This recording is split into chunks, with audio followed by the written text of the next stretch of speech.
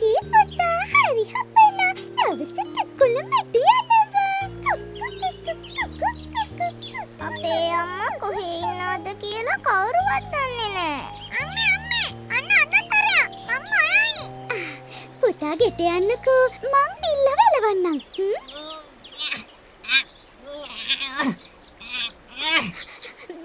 ඉන්නකෝ මෙහාමේ මං උදව් කරන්නම්. පීර බබාවගේ බලන් ඉන්නේ නැතුව පෙරද ටිකක් උදව් වෙන්න. එයා ඉතින් කවදා අපිට උදව්වක් කළේ? අතපය වල හිරියන්නවත් පොඩ්ඩක් වැඩක් කරලා බලන්න එපාය. මේගොල්ලන්ට පේන්නේම මගේ අදමයි. මං හිතුවා හයේ පාරක් කියලා.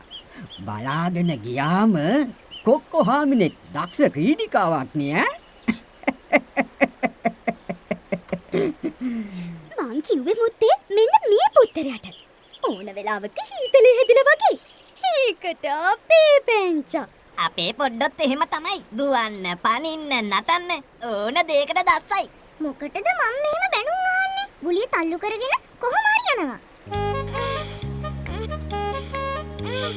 සියලු සත්වයෝ නිදුක් වෙත්වා, නිරෝගී වෙත්වා, සුවපත් වෙත්වා. හරි. තව ටිකයි. කොහොම හරි දෙනවා. දැක්කද දලඹු පුංචගේ වැඩ? හිතුවොත් කරන්න බැරි දෙයක් නෑ දරුවෝ. ඇත්තමයි. කැම ටික අපේ දොර ගොඩින්ම තියලා.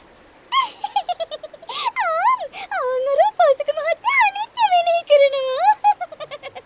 ඒ ගමන කාට ගිනි ගෙඩියක් දෙන්නද දන්නේ හදන්නේ. පුංචට මහන්සි වගේ. ටිකක් විවේක ගත්තාම ඒක ඇරිලා යයි මුත්තේ. සියලු සත්වයෝ නිදුක් වෙත්වා, නිරෝගී වෙත්වා, සුවපත් වෙත්වා. ගහේ කොළ ඕන තරම් ළඟට આવොත් කඩලා දෙන්නම්, ළඟට આવොත් කඩලා දෙන්නම්, ළඟට આવොත් කඩලා දෙන්නම්. අනේ පුංචෝ පරිස්සමෙන්. බය වෙන්න දෙයක් නෑ. පුංච දස්සයි. කවදාවත් නැතුව වැඩ කළානේ. ඇඟ රිදෙනවා වගේ. තව ටිකයි. ඔහොමයිමු. මට කලබලයක් නෑ පුතේ. ටිකක් ඇලවෙලා ඉන්න ඕනේ. බයිනතුව ඉන්නවා ළමයෝ. කෑගහුවොත් වැඩ වරදී. හැමදාම බැරිනාට අද තමයි මගේ උගුල හරියටම වැඩ කළේ. අනේ අපේ පුංචට කරදරයක්. හැමෝම එන්න. ඉක්මන් කරන්න. එන්න පුතේ අපි පුංචව බේරගමු.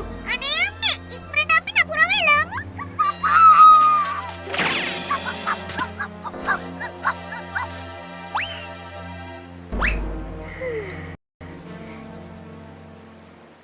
අනේ දලමු පුංචෝ, ඔයා මගේ හොඳ යාළුවෙක්. මටත් එහෙමයි.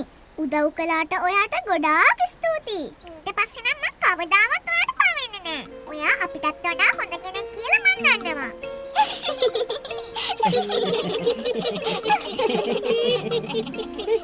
තනියම ඉන්නවට වඩා අපි හේරම එකතු වුණොත් කරන්න බැරි දෙයක් නෑ දරුවනේ.